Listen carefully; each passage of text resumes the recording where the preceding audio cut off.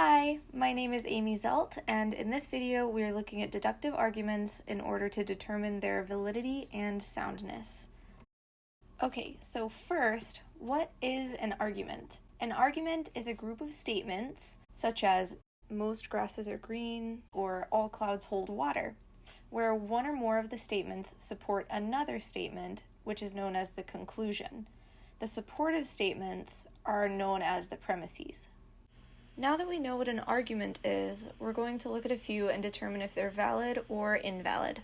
The main thing to remember is that validity is all about the structure of the argument rather than the actual truth of the content in the real world. We will be primarily looking at the relationship between the premises and the conclusion.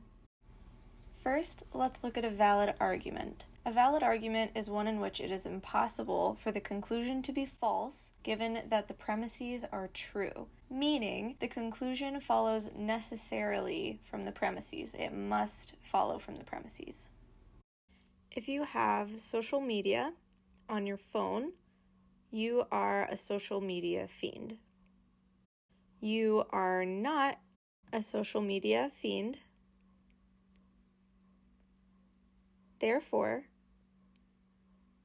you do not have social media on your phone. To determine validity, let's symbolize the argument. It's important to note that this begins with an if-then statement, and we will use this symbol to represent that relationship. The part of the statement starting with if is called the antecedent, then is called the consequent.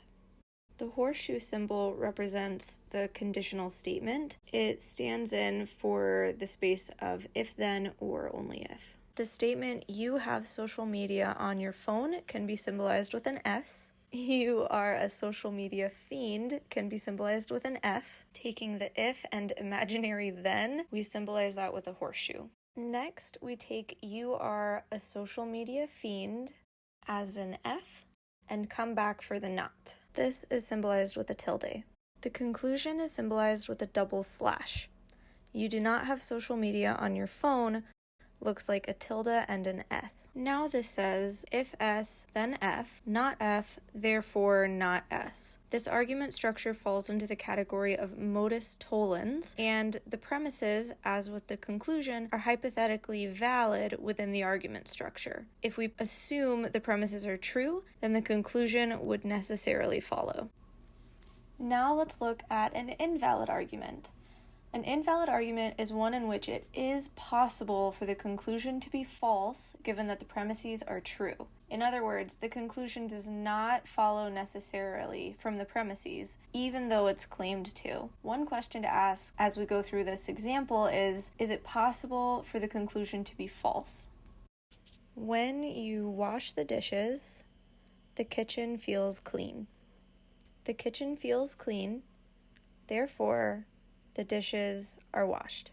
This is an invalid form of argument known as affirming the consequence. The problem is that the dishes being done is not the only way that the kitchen will feel clean. The kitchen can still feel clean if you sweep or wipe the counters down, for example.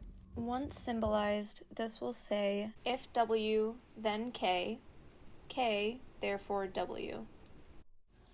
Okay, now that we have determined whether an argument is valid, we can move on to the next step, where we ask if the argument is sound or unsound. Remember, validity was about the structural form of the argument, and soundness looks at the truth of the content itself. A sound argument means that it is both valid and all of the premises are true. The questions to ask here are, is this argument valid? And if it is, then are the premises actually true? And that's the only way to have a sound argument. Having a vegetable garden, you can save money. When you save money, you can go traveling. Therefore, if you have a vegetable garden, you can go traveling. This argument is in the structure of a pure hypothetical syllogism. A syllogism is an argument consisting of exactly two premises and one conclusion. This is a pure hypothetical syllogism because it is composed exclusively of conditional or hypothetical statements. This argument is both valid and the premises are true, making this a sound argument. And lastly, we're going to look at an unsound argument. So an unsound argument is either invalid, or it has at least one false premise, or it could be both. So an invalid argument is automatically unsound, and if there's even one false premise, that also makes it unsound. Remember, the only way to have a sound argument is it must be valid and the premises must actually be true. Every time you walk in nature, you will feel relaxed. You are relaxed, therefore, you walked in nature.